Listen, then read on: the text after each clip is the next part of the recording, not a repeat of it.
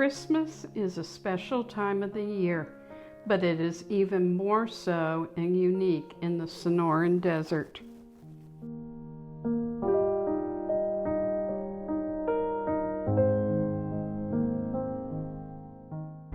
Celebrating Christmas, Sonoran Desert style. Even the mailboxes are decorated.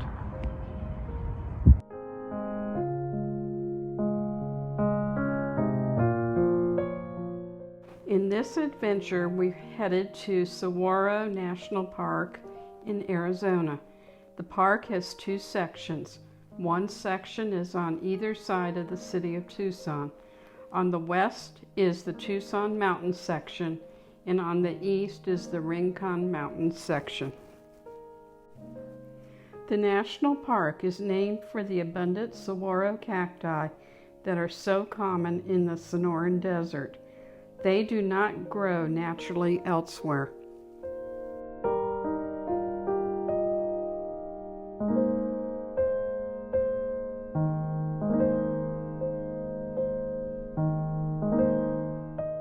Our home while staying in Tucson was an architect-designed home that was built in 2013. It is nicknamed the Glass Cottage.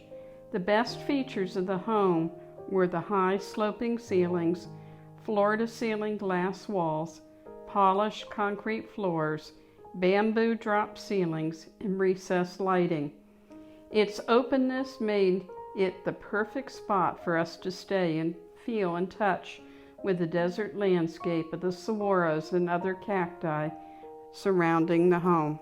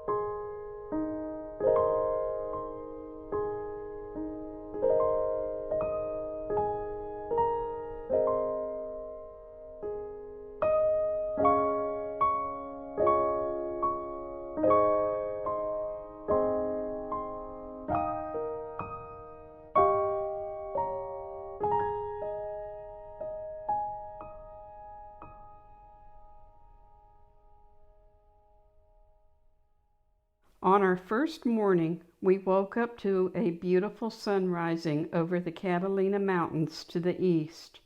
Later that evening, we were able to see the sun set over the Tucson Mountains to the west.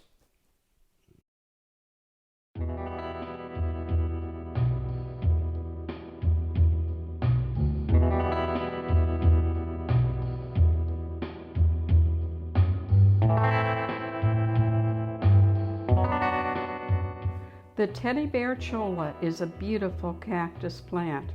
It looks soft to touch, but watch out, it will grab a hold of you.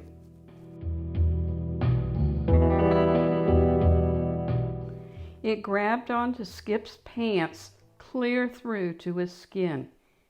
Ouch! That really hurt.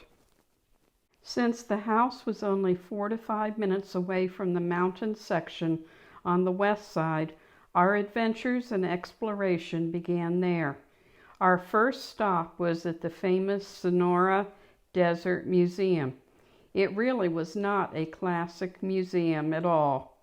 It was a gorgeous desert experience, beginning with the free-flying raptor show first thing in the morning. The walk to the raptor show passed through some beautiful desert landscape.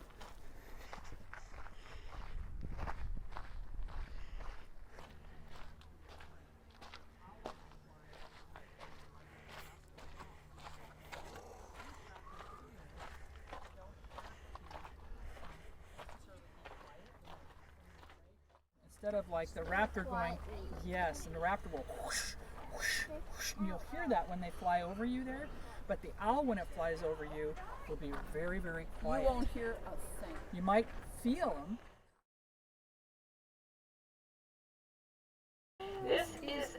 Chihuahuan raven. Now, ravens have high fidelity to their mate, and so they would normally be paired off all through the year. Check with one another, where's their food supply? Well, maybe the pecan orchard down the road has leftovers on the ground. Okay, today we'll go over there and find something. Well, I don't have a mate. I'm a young one, and I'm looking for a mate. And yeah, maybe I can find a mate. I mean, that's the way they socialize. I mean, they don't have Twitter or Facebook or anything, but they have their ways of communicating to one another. And I'm sure everybody here has seen a great horned owl because they are ubiquitous. They are everywhere.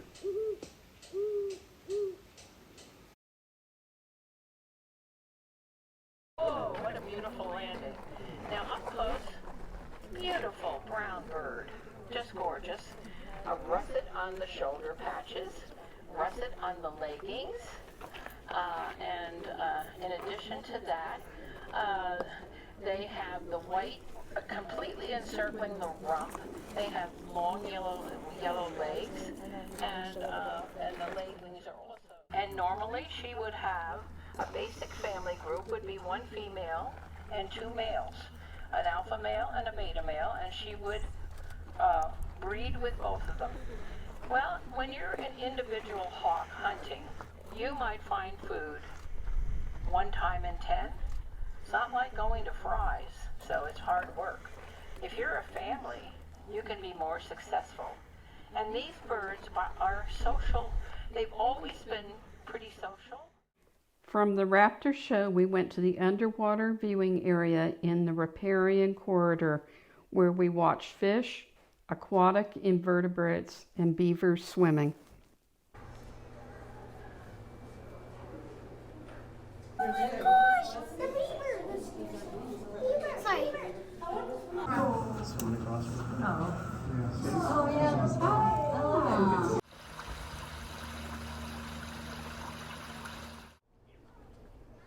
You found something to eat? The Hummingbird Aviary was very interesting. One particularly colorful hummingbird was enjoyable to sit and watch. We went through a double door, and then as soon as we got through the second door, I have to go through a chain.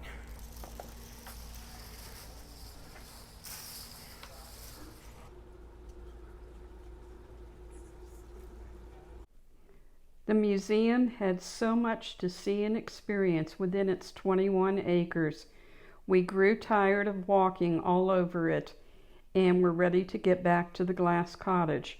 We headed over Westgate Pass, which sure had some stunning scenery. We spent a second day exploring the west side of the park. We hiked the Gould Mine Trail up to Gould Mine. This mine produced intermittently from 1907 to 1912 and again in 1940. It was one of the more successful mines in the Tucson mountains, even though it failed to produce an abundance of mineral wealth in copper. That's a pretty cactus. Love it.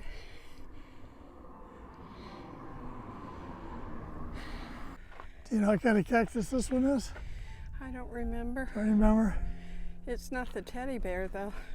The teddy bear's fuzzy and invites you in, and then it grabs you. Yep, grabbed me by the butt. Yep.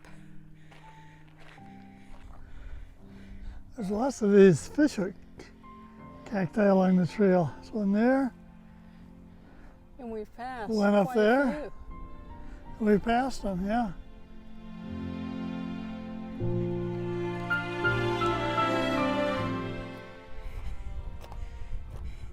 They may be beaver tail.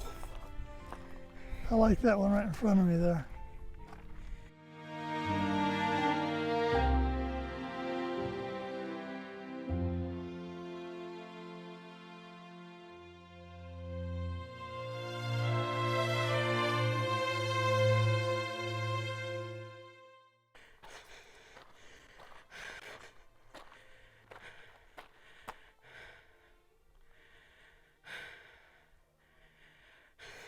I think it's 1.2 or 3 miles uphill, and then maybe we'll have all downhill. So In that case, we must be almost done with the uphill. I would assume so. Show it to me. Right here. And that's where they welded it And shut? they welded it shut there. They sealed it. Okay. Around the mining site were rustic containers in the undergrowth of mesquite and cactus. These were probably used by miners back in the day. The rock structure near the mine served as a storage facility for dynamite. It was known as the Powder House.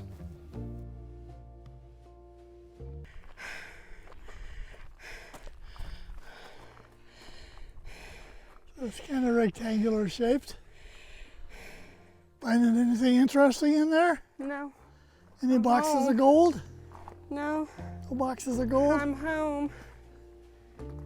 The guy's name was Gould, I guess, Gould Mine? The guy's name was Gould or Gould, G-O-U-L-D? That's the name of the mine anyway. So the name like Gould, maybe he's mining for gold.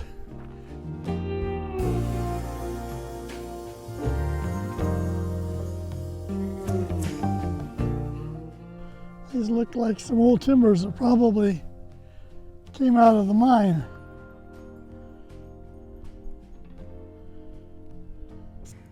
Can you get in there?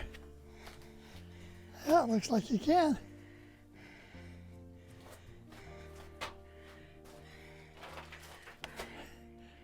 Hello. Hello. So what do you think they use this for? What was that? That's my house That's your house? in the Sonoran Desert. It's not as nice as the glass cottage. I like our glass one better.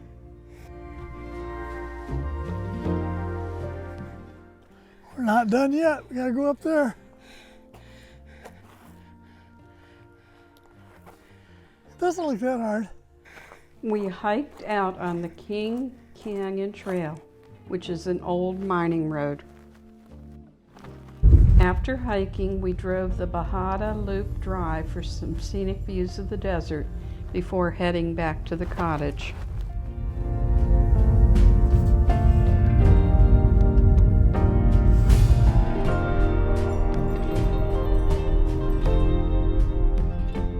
After exploring the Tucson mountainside or west side of the park, the next morning we headed over to the east side, known as Rincon Mountain, to do some hiking and exploring.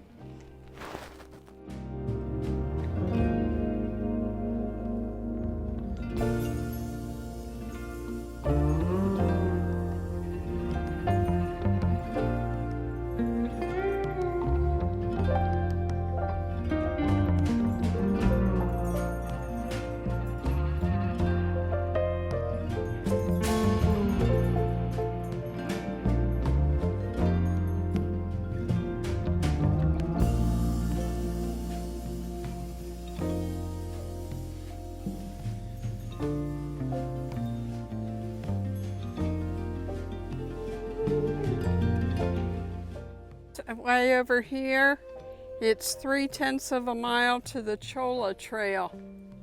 Okay, that's where we want to go.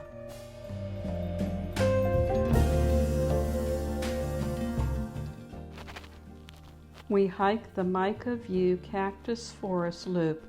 We enjoyed the many saguaros and saw some riders on horses, as well as viewed Mica Mountain.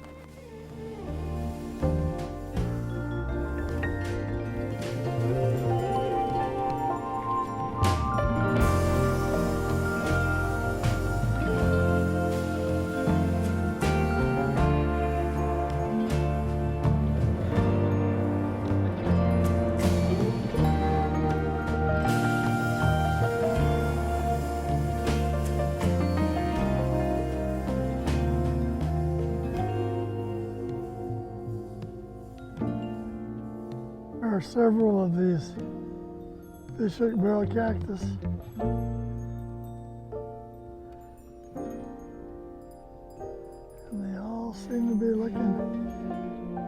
direction.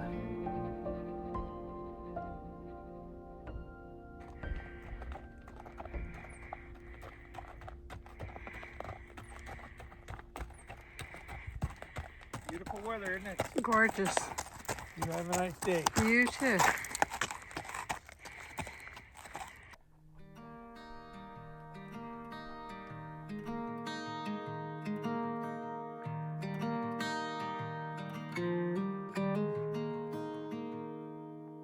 Walk with me. Let's leave. Hey, Sherry's getting a picture of some mountains over there. Helen's Dome Walk and the Mica Mountain. with me. And they're way over there. Something else A little bump on the hill. we need to find. Is the Is, dome, and to the left of it's Mica Mountain. Yep. Don't make me wait. There's no need to hesitate. Let's make footprints in the sand. We enjoyed a meal at our favorite place to eat in Tucson, Seis Kitchen. It began as a food truck in 2012 by a local family, Erica and Jake Munoz. We ate here years ago and loved it, and I've been talking Seis ever since. Well, I hope it's just as good as you remember. Seis now operates 3 award-winning restaurants in the area, which serve delicious savory breakfast, lunch, and dinner, inspired by culinary regions in Mexico.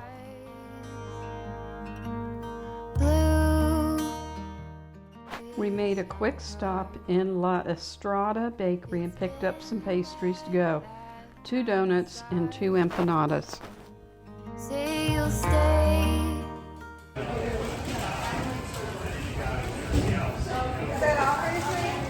Yeah, that's all.